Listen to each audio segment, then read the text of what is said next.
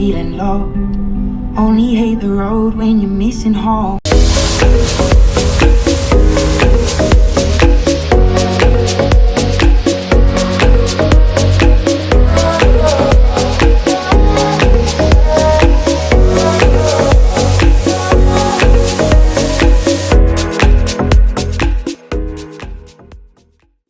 Здравейте! Днешният епизод на Гори и чукари ще бъде малко по-различен от останалите. Ще бъде по-кратък на една пътека, която е вдясно от копитото, по стълбичките. Вървим направо и излизаме на една поляна, много приятна за снимане, с хубава гледка. По-кратък е епизода, защото сме с малкия, с кучето и условията не позволяват просто да ги водим на по-дълга разходка. Дано ви хареса!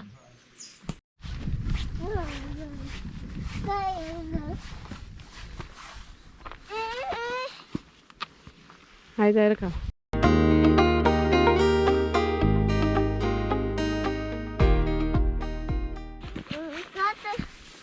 Ръката, ма виж, ето тук отляво тръгни. Може да минеш и по лесния начин.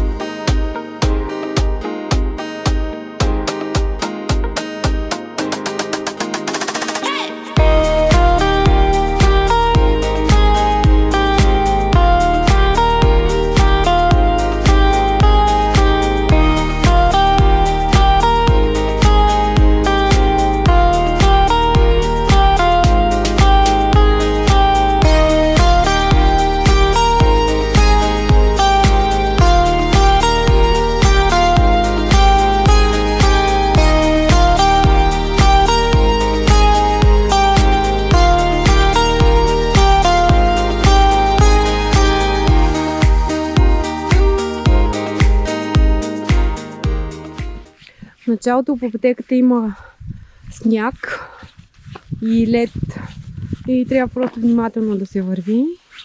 След което излизаме точно на тази част, която е сравнително равна и доста кална в момента. Нали, Тео?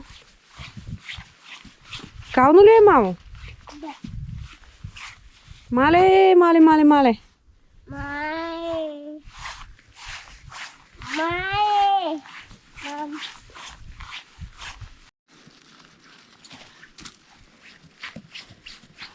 Всички са доволни.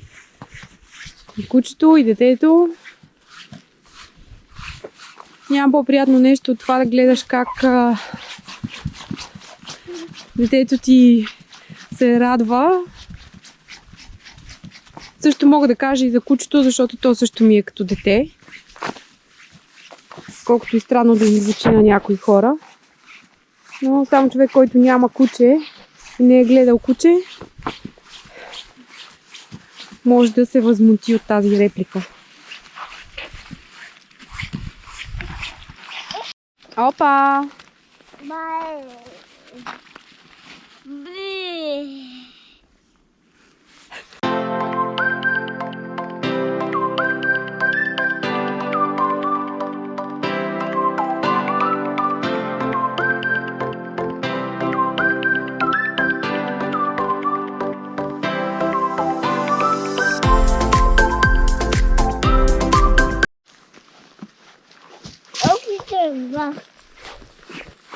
Да.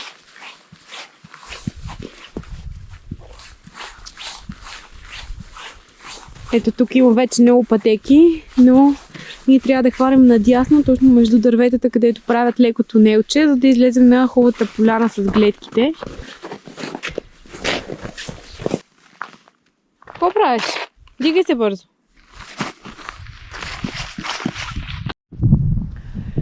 Ето тук вече се открива една много приятна гледка.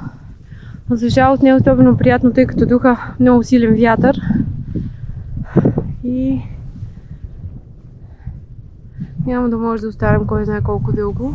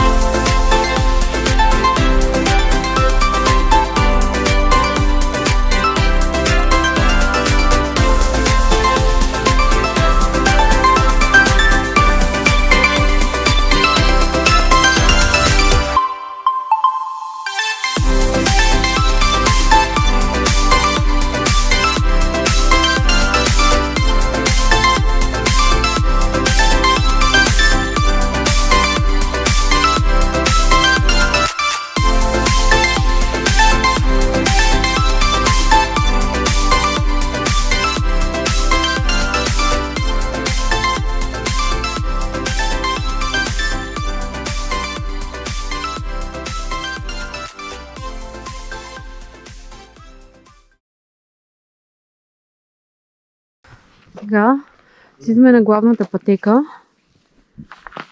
Ето тук нагоре.